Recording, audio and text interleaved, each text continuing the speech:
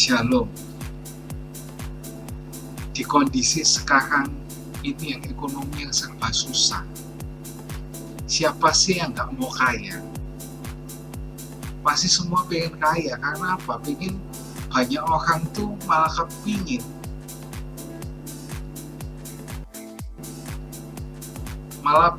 apa ya, kayak pinginnya itu lepas dari kondisi ekonomi yang kayak begini. Mereka mau bebas, kayak keluar bebas untuk memenuhi kebutuhannya gitu ya, tanpa terhimpit ekonomi kayak sekarang kayak gini. Sekarang malah akan naik semua, akan naik gitu ya. Kadang buat orang itu aduh kok kayaknya harus gini lah, harus lakukan sesuatu strategi lah demi kita itu supaya bisa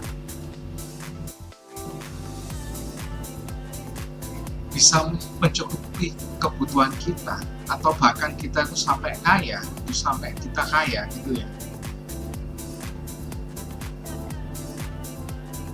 Nah, di sini kita memperingatkan agar kita tidak mengejar skema cepat kaya. Kenapa? Karena dikatakan bahwa kekayaan yang diperoleh terlalu cepat akan cepat lenyapnya juga. Sebaliknya, Alkitab mengajarkan bahwa kerja keras yang lambat, mantap, dan bisa jujur membangun kekayaan yang kekal. Proses ini juga membangun karakter yang baik dan juga kesabaran.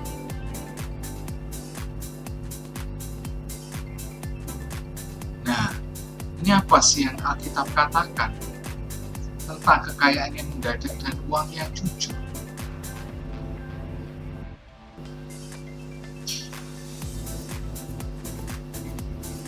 Kalau kekayaan yang tidak jujur, di sini Alkitab mengingatkan kekayaan dari skema cepat akan cepat lenyap. Peringatan lainnya ditemukan dalam Amsal 20 ayat yang 21. Warisan yang diberi terlalu cepat tidak akan diberkati pada akhirnya.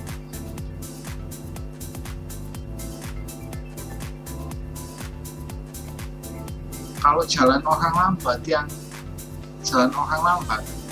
Alkitab memuji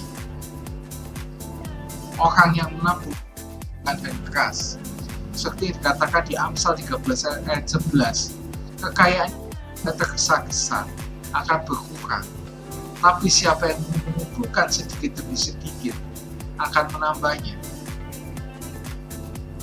Yang ketiga, Alkitab mengatakan kita juga harus percaya kepada Tuhan.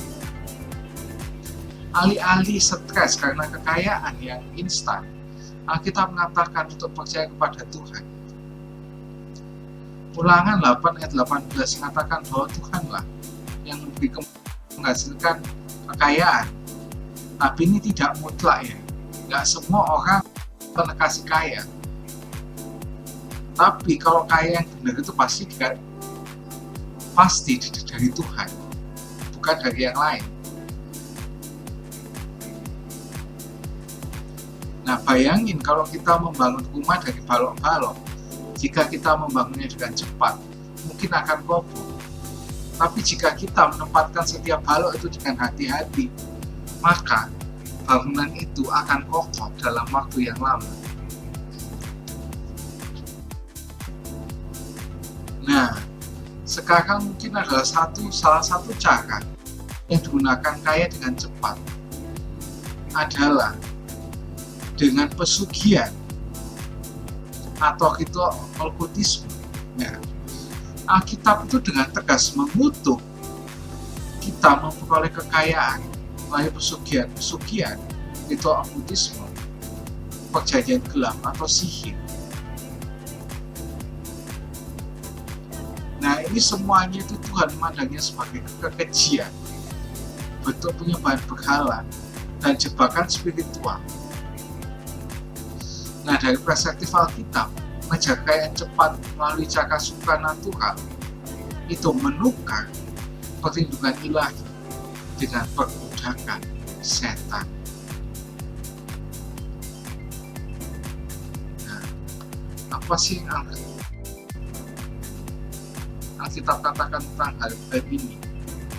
Nah, Alkitab itu mengecam mutlak terhadap ritual okkultisme.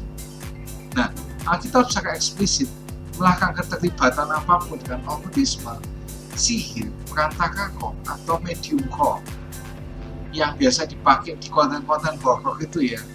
Itu kan biasanya kan ada tuh yang diajak ngomong, atau kepala suku sekarang itu diisi sama rohnya kepala suku yang dulu-dulu atau pendiri suku itu.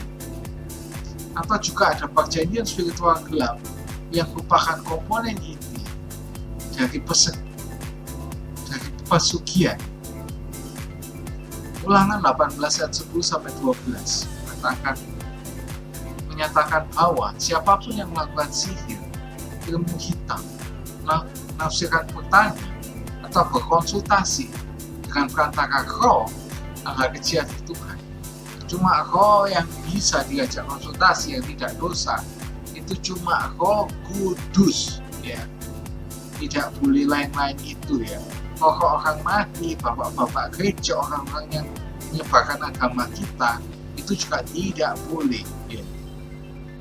Juga di Galatia 5 ayat 19-21 itu mengklasifikasikan sihir atau bahasa aslinya dalam bahasa Yunani adalah pharmakeia sebagai perbuatan kaki, dan secara eksplisit memperingatkan bahwa mereka yang melakukan hal-hal seperti itu tidak mewarisi kerajaan Allah.